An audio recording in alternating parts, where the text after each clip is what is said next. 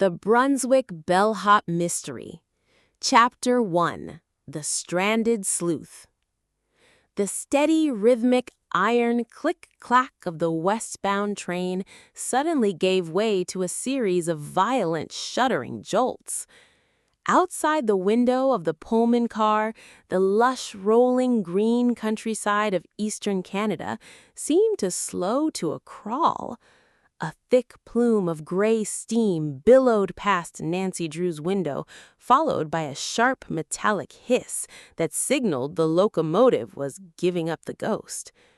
Nancy, her characteristic Titian hair perfectly pinned beneath a smart summer cloche hat, sighed softly and closed her leather-bound notebook. She had only just boarded the train in Halifax after wrapping up a grueling high-stakes case, and she had been looking forward to a smooth, uneventful journey back to her father's house in River Heights. The conductor hurried down the aisle, his face a mask of polite apology. "Pardon the delay, folks," he announced, tipping his cap. "The locomotive's cylinder head has suffered a severe fracture. We're pulling into Moncton, New Brunswick on reserve pressure. I'm afraid the casting repairs will take a few days. The railway company will cover your accommodations." While some passengers groaned and grumbled, Nancy felt a familiar spark of curiosity. She had never been to Moncton, a bustling railway hub of the Maritimes. Stepping off the train and onto the bustling station platform, she inhaled the crisp early July air. A porter loaded her matching monogrammed luggage onto a heavy brass cart, and Nancy walked out toward Main Street. Rising majestically against the summer sky was her destination, the Grand Brunswick Hotel.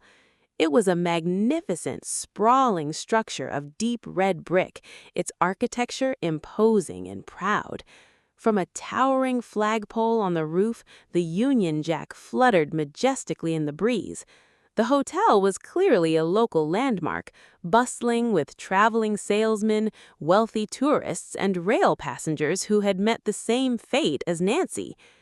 As she entered the grand lobby, however, Nancy's sharp eyes picked up on an underlying tension that the opulent decor couldn't quite hide. The thick Persian rugs and polished mahogany counters spoke of luxury, but the faces of the staff told a different story.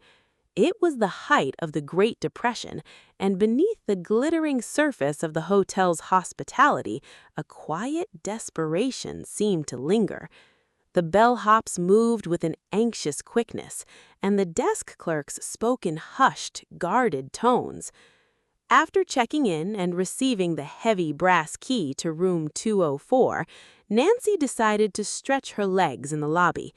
She observed the guests, some looking worriedly at their pocketbooks, others whispering behind newspapers. Something was amiss at the Brunswick Hotel, and it wasn't just the delayed trains. Nancy smiled to herself, her detective instincts tingling. Her quiet vacation in New Brunswick was already shaping up to be anything but ordinary.